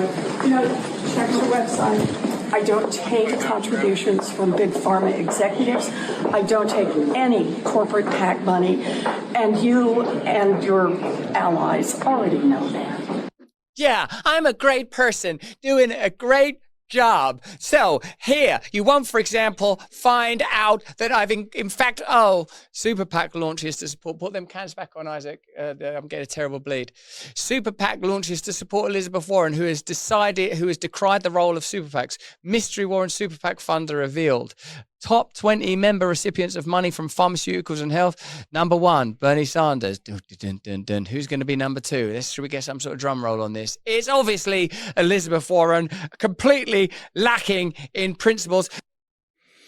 Yeah, famously lacking in principles is that Liz Warren. And Bernie Sanders. Bernie Sanders also lacking in principles, famously. Okay. So, firstly, the image on the right that puts Liz Warren in second in this list, Russell's got up, is edited. All being well, Liz Warren would actually be 5th in the list of top 20 member recipients of money from pharmaceuticals/health products 2019 to 2020 from Open Secrets. All of this appears to point to Liz Warren and Bernie Sanders lying about taking money from Big Pharma. and big pharma PACs in particular. But there's a problem, and I'm going to relay the Stat News coverage of the issue. They're a healthcare coverage site. Quote, one post from Callie Means, a major influencer in the Make America Healthy Again movement, posted Friday on X that Sanders is the single largest recipient of pharmaceutical money in the Senate. He doubled down over the weekend, calling the claim demonstrably true. Means' claim used accurate data from a reputable source, the popular money and politics website Open Secrets. And while his claim is 4 years out of date, it has some truth to it. Sanders received $1,417,633 from pharmaceuticals/health products sources during the 2020 campaign cycle, according to the website, more than any other senator. Warren, at $822,573, ranks 5th. Means' claim, while an accurate representation of Open Secrets data, is highly misleading. Sanders, in fact, received no contributions at all from political action committees affiliated with drug companies or from top pharmaceutical executives. But because of a quirk in the site's methodology, donations from individual low-ranking employees are counted the same as official contributions from corporate PACs. Yeah, it's a problem. So typically in Washington, corporation support for political candidates is measured by donations from its PAC and to an extent from its top executives. Open Secrets, by contrast, measures corporate giving by combining PAC spending with any contribution of $200 or more from any company employee. In other words, if an entry-level human resources officer at a pharmaceutical company wrote Sanders or Warren even a modest check, the website would count that sum towards the company's total giving, no differently than a check written by the company's PAC. This methodology appears to have misled users. Both Sanders and Warren ran for president in 2020 and raised millions of dollars from supporters across the country. Many of them were rank-and-file employees at drug companies whose voting preferences may not always align with their company's interests. Unquote. Yeah. So, yeah. It seems like a really bad way to keep statistics, I must say. It is, yes. It's Open Secrets having a less than ideal way of presenting this information. Incidentally, Open Secrets have referred to this kind of coverage that Russell is doing as willful disinformation, which I agree with. And of course, I have no reason to debate that. Yeah, exactly. And all of the purpose of this is to distract from the fact that Liz Warren was calling out RFK Jr. for raking in millions from getting other people to sue vaccine manufacturers. And he refused to say he wouldn't continue to do so while HHS secretary. And from my understanding, has continued. No, he recently did something about looking into the childhood vaccine "quote unquote" schedule, despite saying that he wouldn't. He claimed in the thing that he wouldn't. But he seems so trustworthy. This guy who sells snake oil and caused a measles outbreak in Samoa, allegedly. He's already sued someone over that. So allegedly. Allegedly, yes, exactly. Yeah, he's carrying on with his bullshit because of course he is. That's the thing he's always done and will always continue to do, despite essentially lying in a Senate hearing in his confirmation hearing. So yeah. Oh boy. Yeah. So that was that. How are we feeling about Stay Free with Russell Brand, Joe? Look, I went into this not liking Russell Brand already.